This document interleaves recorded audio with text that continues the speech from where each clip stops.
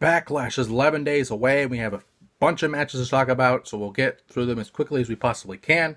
First off, Daniel Bryan's first singles match in over 3 years as he faces Big Cass, the returning Big Cass. Now, Cass was technically on Raw, I guess, for the Superstar Shakeup. He was on the injured reserve ever since Enzo fucking killed his leg. Just kicked the leg out of his leg. It was brutal. Probably a good reason why he was fired, but, what do I know? Anyway, Cass has been on the injured reserve ever since then, and showed up during the Superstar Shakeup on SmackDown, to where we have a literal David versus Goliath type situation here. To where last night on SmackDown, Cass just destroyed Daniel Bryan. And we later found out backstage because Bryan was supposed to be on Miz TV, but Cass was just there in a suit and just had his suit jacket off, took his suit jacket on, had a great promo, and then we found out that Bryan was taken out by Cass later on after the trainer's room and had a match made by Paige. So there you go. Honestly, I don't know what they would do with this. I really don't. It's Daniel's first singles match in a very long time.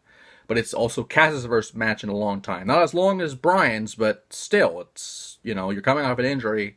You would expect for that person to have the momentum, because they're coming back from injury. You want to make them strong, especially in Big Cass's case, because he's over 7 feet tall, and apparently you can't teach that. Nonetheless, I'm going to go with Daniel Bryan. It's a safer bet. It's probably going to happen. And if it doesn't, I would understand. You kind of build that up to have that big win over the big guy, and that would make more sense to do it that way. But I'm going to pick Bryan. It's probably the safer bet, honestly. Next up, the new SmackDown Women's Champion, Carmella faces the former champion, Charlotte. Carmella cashed in 2 weeks ago after an attack by the debuting Iconics Billie Kay and Peyton Royce. And just, they had a contract signing last night. So it's official. It's going to happen. It's the rematch.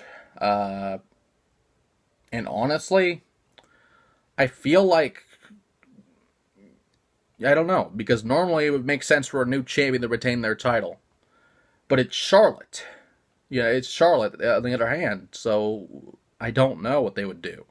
Maybe have Carmella be the chicken shit heel and just, maybe a DQ or something. Maybe something.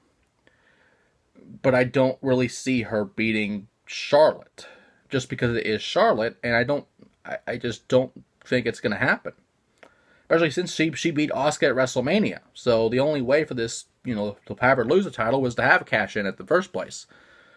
So if Carmella does retain, it's going to be a DQ or something like that. And you have Charlotte chase the title somehow. You can't just have her have the belt again.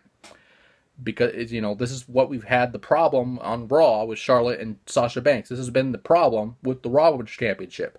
We cannot have this title be fucking tossed around, hot potatoed, whatever you want to call it. Because it's going to diminish the title and it's going to be stupid. It's going to be really stupid. I don't know. I really don't know. I would, again, Charlotte would be the safe bet. Because it's Charlotte. But I honestly hope it's a DQ or something. And I don't ask for DQs often. But that is the only way I feel Carmella would retain this, because there's no other way. And finally, the Raw Women's Championship, as Nia Jax faces Alexa Bliss, and we even go to even more bullshit, because Alexa Bliss has been calling Nia Jax a bully, to where we had the amazing moment of bliss on Raw. It was incredible. It just made Nia Jax look horrible. I mean, taking food from an old homeless woman. How disgraceful can you get? How desperate can you get? It's just horrible. It really is. And we don't even know if it happened or not, but I'm going to believe it. Because it's something Nia would do, because she's a fat piece of shit. So I could see it happening. But at the end of the day, the bully will win. You know, the Moment of Bliss is a great initiative for the Be a Star campaign. It is probably the best thing the Be a Star campaign has ever done, even if it's not even a part of it. It should be, that is what the Be a Bully, whatever the fuck it is, that's what it should be. That's how you should do this shit. That's how you should do this fucking anti-bully shit. Is stuff like this Moment of Bliss shit. This is what you should do.